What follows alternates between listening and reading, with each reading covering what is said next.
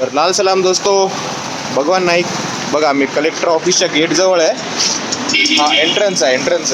हा बघा इथून बघा दाखवतो. हा एंट्रन्स आहे, इथून सुरू झाला. हा बघा, बघत राहा, पूर्ण दाखवतो तुम्हाला.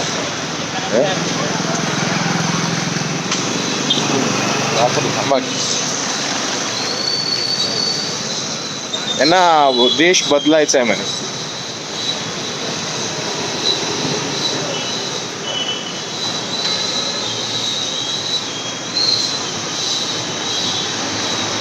आता हे नांदेडचं हे लिहिणार, म्हणजे नांदेडचं स्ट्रक्चर कसं असेल आता हे लिहिणार आहे.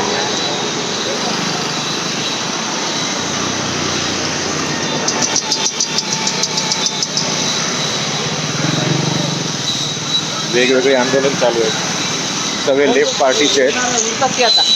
लेफ्ट आयडियोलॉजी आले. हा आता दुसरा गेट आहे, हा वाला दुसरा गेट मध्ये बी आले. संपला हा गेट, संपला कलेक्टर ऑफिस एंट्रन्स. त्या तिथून इथपर्यंत आलो आम्ही.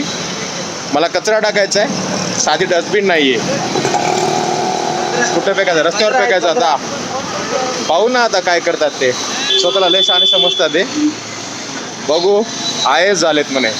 साधं लक्ष, गेटवर लक्ष नाही या माणसाचं आणि दुसऱ्याकडे लक्ष देणार आहे. हे काय, कुठलं यांचे ट्रेनिंग सेंटर कुठं असतं? काय नाव त्याचं? अरे सर, ते IAS लोकांची ट्रेनिंग कुठं होते?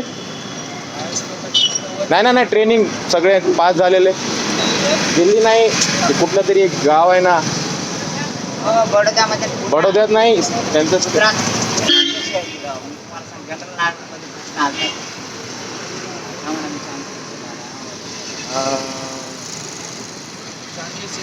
हो, चांगली सिटी आहे. आठवू द्या, आम्हाला पण, आमचा पण तेवढा अभ्यास नाही. तुमच्या आठवू द्या ना, तुमची सिटी तर भारी असेल ना.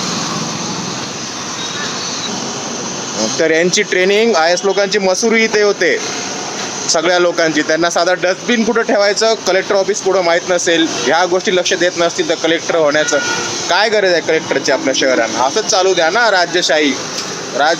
काढून टाका संविधान तुमचे. संविधानाची काय गरज आहे जर तुमच्या मनातच चालत असतील तर लक्ष द्या. वेगवेगळे आंदोलन सध्या सुरू झालेत. काय म्हणतात पाहू. लाल सलाम.